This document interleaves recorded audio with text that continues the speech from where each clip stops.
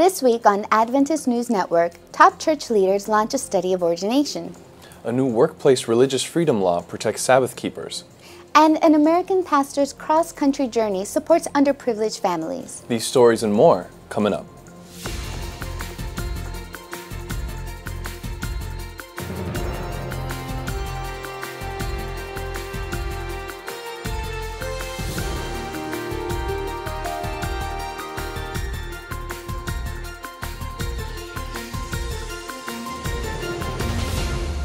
This is Adventist News Network, a service of the Seventh-day Adventist World Church. Thanks so much for joining us this week.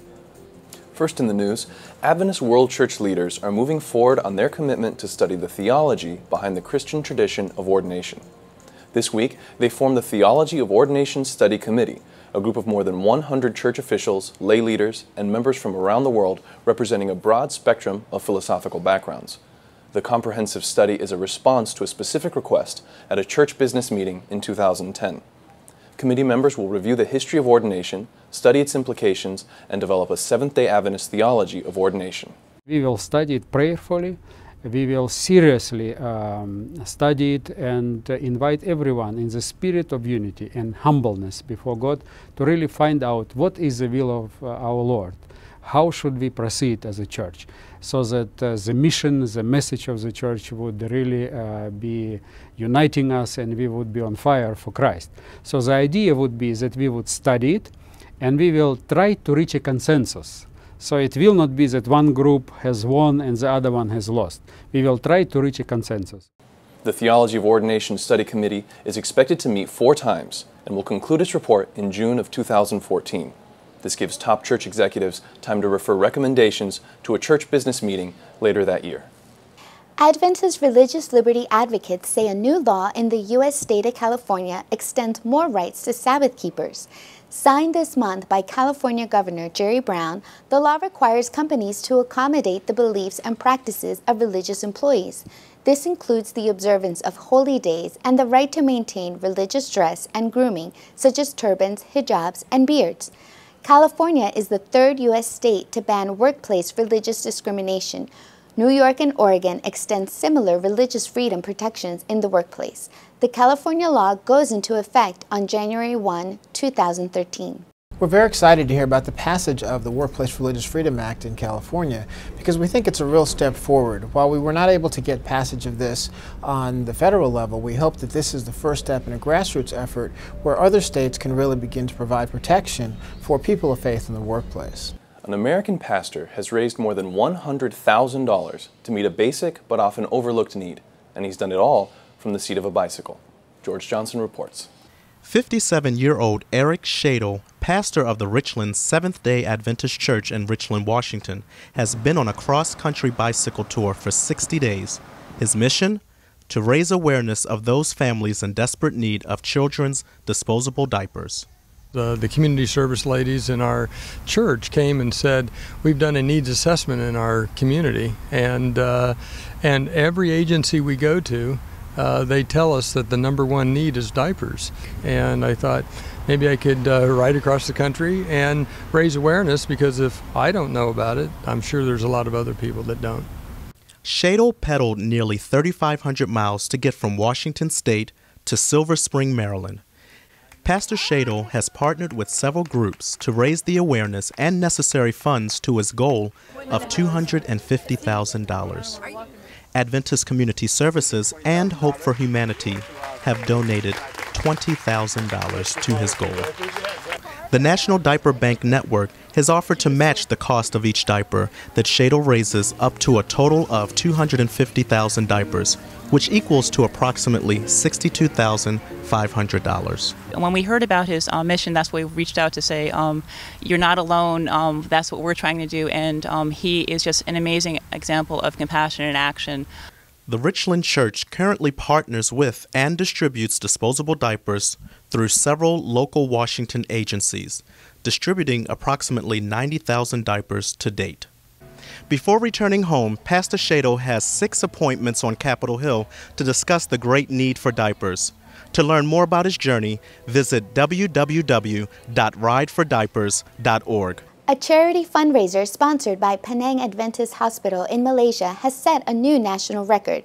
351 participants shaved their heads to raise money for the hospital's cancer fund. The fund provides financial assistance for underprivileged cancer patients. Organizers kicked off the event with a charity bicycle ride through downtown Penang. Afterward, cyclists, hospital administrators, local officials, and other supporters lined up to have their heads shaved by volunteer hairstylists. The Go Bald for Charity event raised more than $250,000. Close to 100 Adventist churches in Siberia recently held the region's first Women's Ministries Congress. Local women's ministries leaders attended seminars on spiritual growth and friendship evangelism.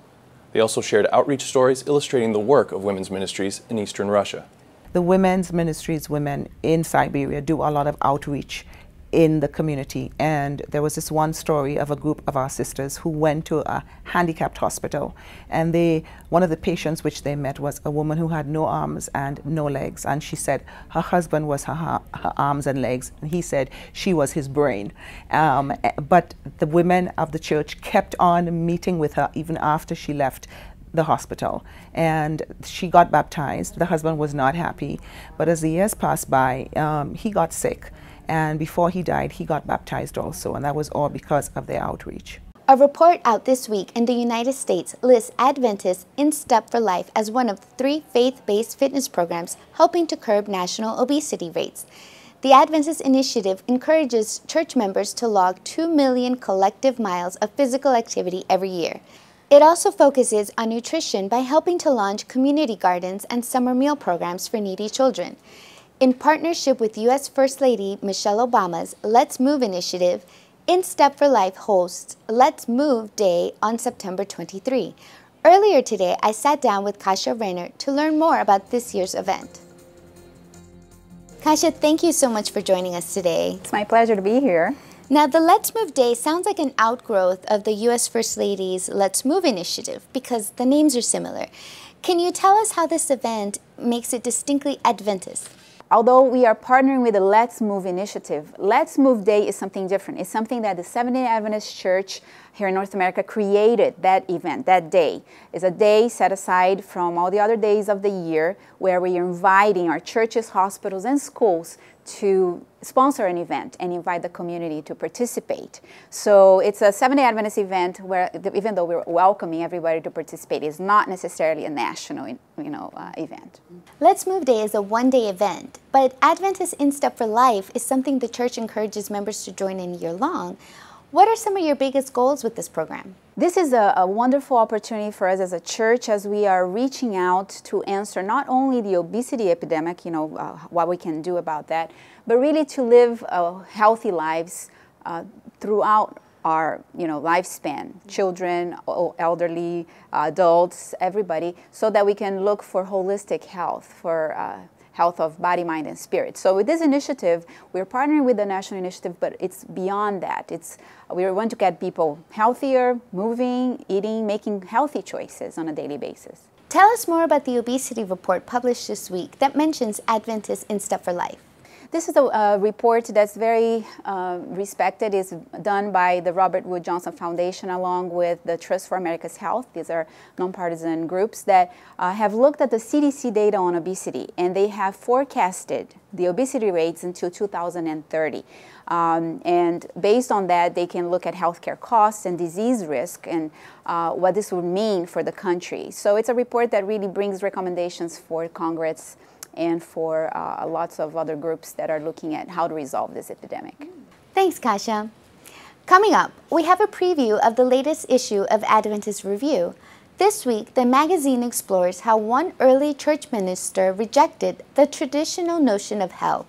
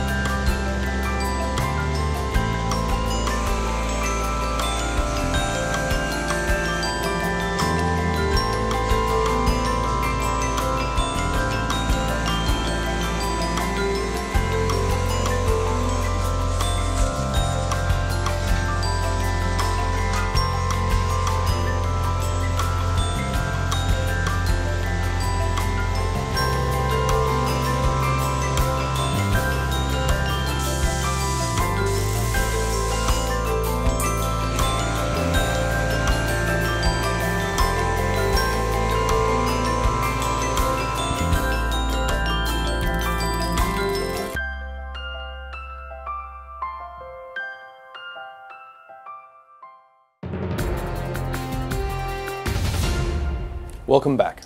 Let's turn to Sandra Blackmer for a look at this week's issue of Adventist Review. This week's Adventist Review cover story, titled Hell and Mr. Fudge, tells of the controversy that raged around a kind, unassuming Southern preacher named Edward Fudge after he rejected his denomination's teachings on natural immortality and an eternally burning hell.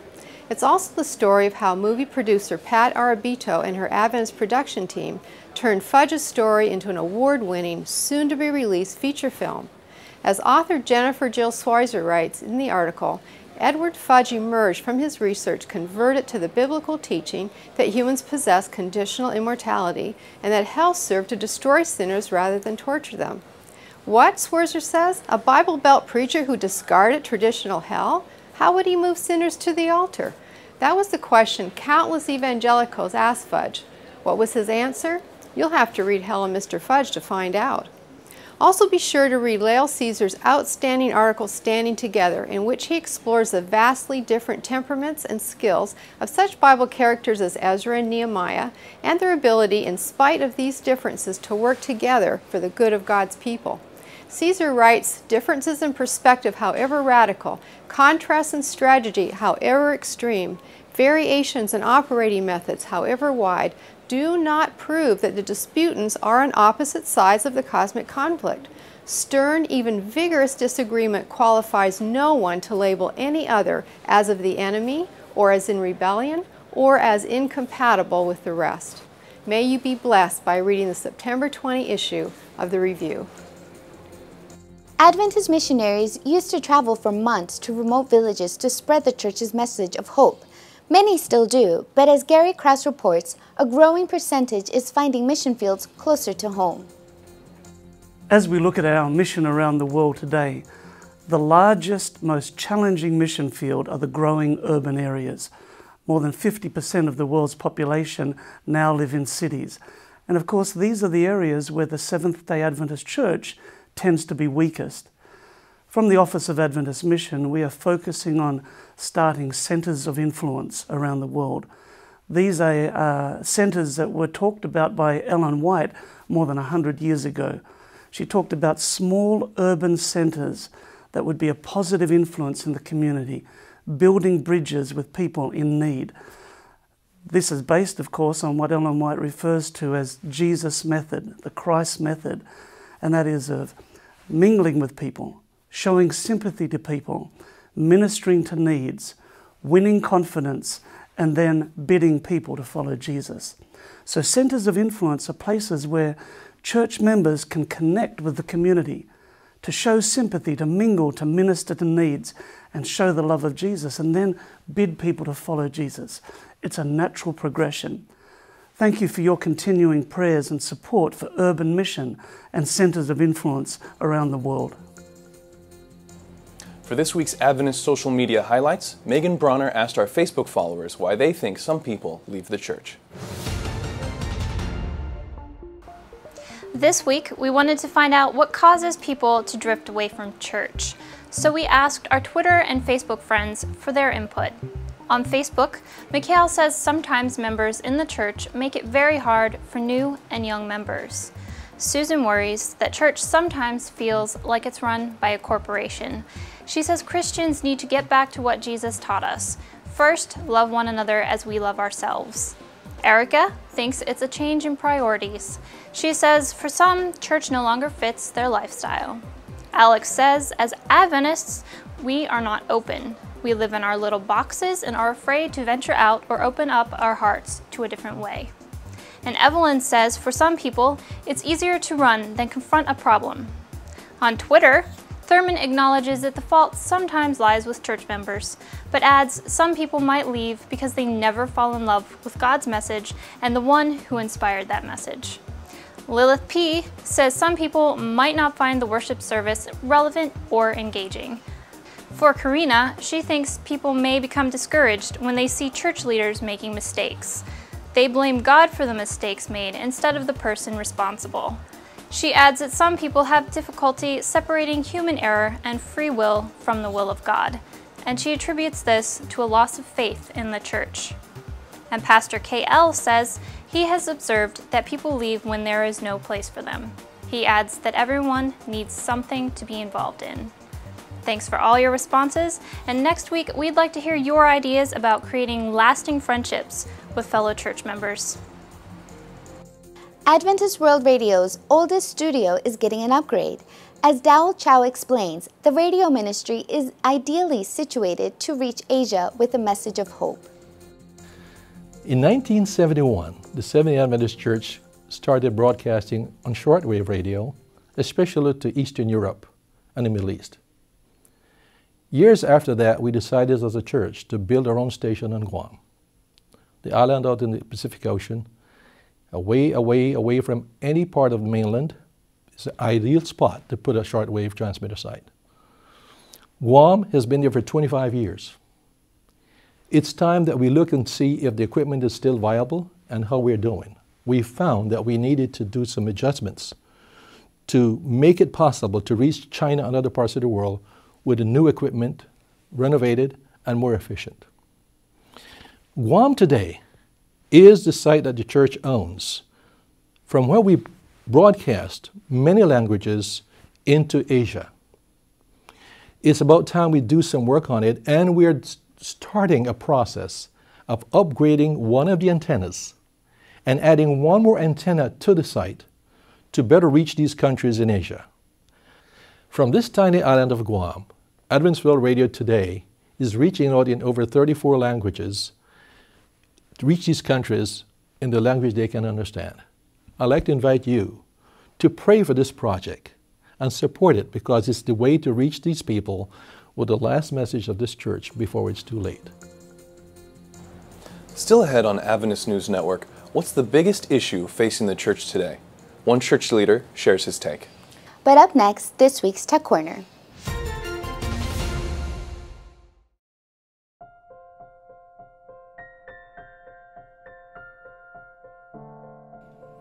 As I was reading through The Great Hope, this phrase caught my attention.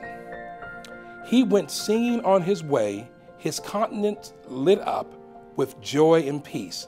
His gaze was fixed upon Christ, and to him death had lost its terrors. And when I think of this, it just lets me know that no matter what I go through, that there's hope.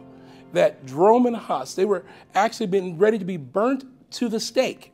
But he says that he just thought about Christ and how good Christ was, and all fear, everything went out of him, and all he could think about was the joy of Christ. So when I think of the problems that I have, and I feel like giving up, that it lets me know that if God could get him through this, he could surely get me through my problems.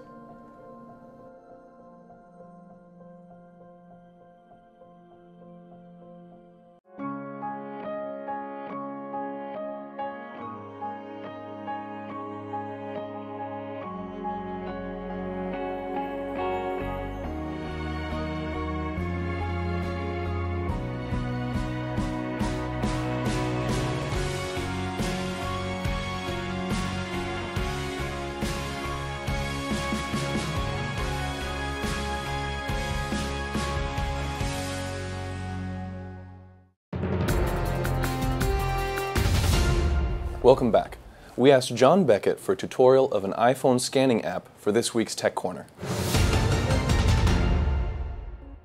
Many of us deal with lots of information, some of it paper, some of it digital. Often it's helpful to quickly digitize a paper document. I've previously shared how I really like the Fujitsu ScanSnap for scanning documents. However, if you want to make digital copies of documents and are looking for something cheap and lightweight, you could just use your smartphone's camera. I do this all the time with my iPhone, and it works pretty well. Recently I've discovered TurboScan iPhone app that makes things a little nicer. For $2, I think the features justify the cost. The main reason you'll want a scanning app is that it makes life easier by resizing the trapezoid shape of a photo of a paper document into a proper rectangle shape. This is especially important since it's best to take a picture at an angle if you're using the phone's flash. TurboScan also will quickly combine 3 snapshots of a document for nice, crisp text. Putting together a multiple-page snapshot collection into a single PDF document is also easy. Once you're done, TurboScan can email the document or save it to your Dropbox account. For me, using my iPhone's built-in scanner is a nice additional way I can add physical documents to my digital collection while on the go.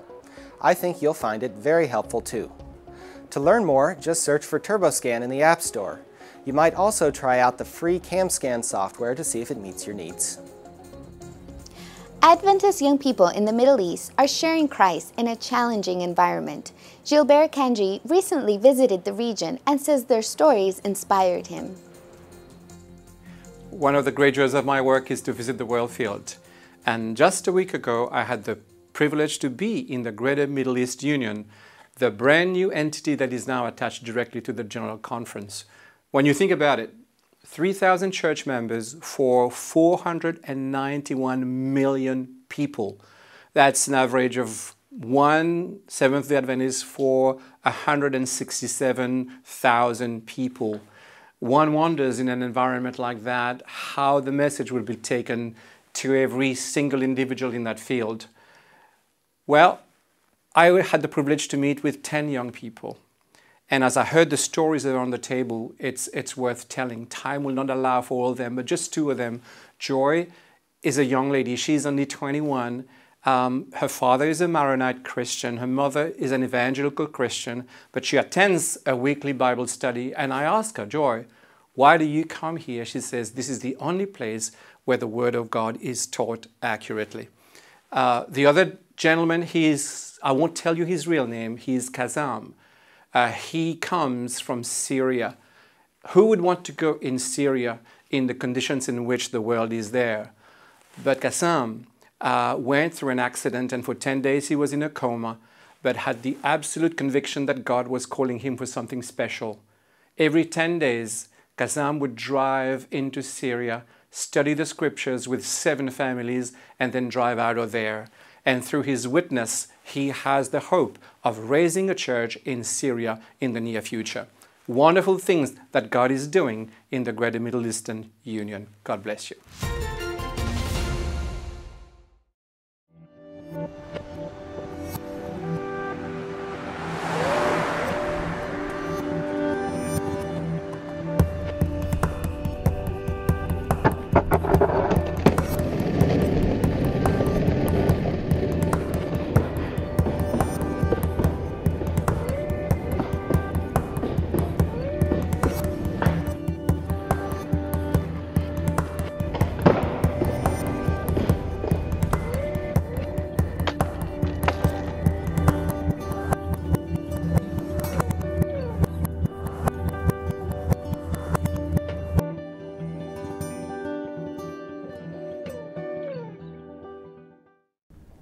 I would describe The Great Controversy as the most insightful book ever written to explain what is happening on this world and the events at the end of time.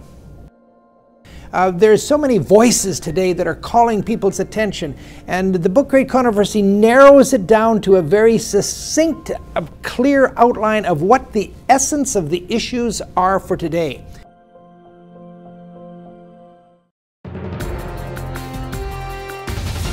Every month at A&N Video, we sit down with a prominent church leader to learn about the responsibilities and rewards of their job. This month on Dialogue, we sat down with Mike Ryan, one of the Adventist World Church's vice presidents. Thank you, Pastor Ryan, for joining us today. It's a pleasure to be here. Now, in your current role as General Conference Vice President, I know you have the responsibility for overseeing strategic planning. Yes. What does strategic planning look like for a world church? Well, a lot of people, they think that it's just 2 or 3 people to get together and decide what you're going to do. But actually, strategic planning is really a process that includes quite a bit of data collection. And then you look at issues, things that are very critical to the church. Church life, things can include finances, it can include points of theology, it can include mission. And then after you look at that data, you decide really what are the issues that will keep us on track with our mission statement. And so it's really a very involved process, but one that's very exciting because it kind of sets the direction and the tone for where we're headed as a church. In conclusion, what would you say is the #1 issue that our church is facing today?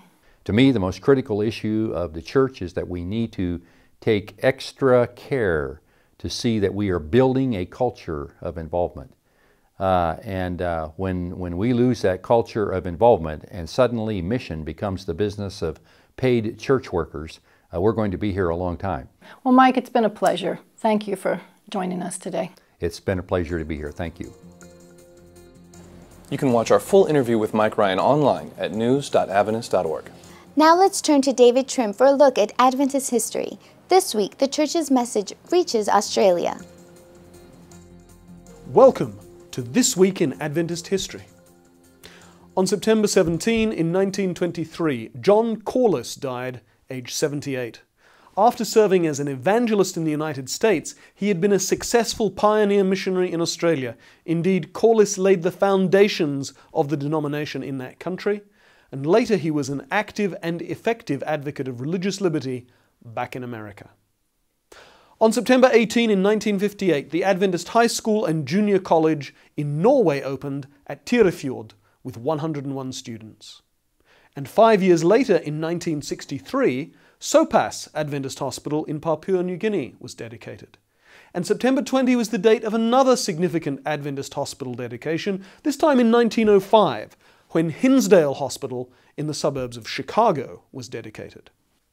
Also on September 20, but in 1860, John Herbert White, the fourth son of James and Ellen White, was born. Sadly, he died just a few months later. And on September 19 and 20, in 1877, the 16th General Conference session was held in the town of Lansing, Michigan. George Butler was re-elected president, but Uriah Smith gave up the treasurership and was elected for a third term as secretary, while Mrs. Minerva Jane Chapman was elected General Conference treasurer. On September 21 in 1939, the Portuguese Union Mission was organized, and the next day, the first Adventist meeting hall in the country was opened with a celebration of communion. That was This Week in Adventist History. Thanks for watching Adventist News Network. Join us next week for more news from the headquarters of the Seventh-day Adventist Church. In the meantime, did you know you can show A&N video headlines in your church or school? Just go to news.adventist.org, click on any video, and select Download Video in the bottom right-hand corner. Our good news for this week comes from Martin Luther. The Protestant reformer said, "All who call on God in true faith, earnestly, from the heart, will certainly be heard, and will receive what they have asked and desired, although not in the hour, or in the measure, or the very thing which they ask. Yet they will obtain something greater and more glorious than they had dared to ask." That's our show for this week. Don't forget you can always visit news.adventist.org for daily news and videos. Until next time, God bless.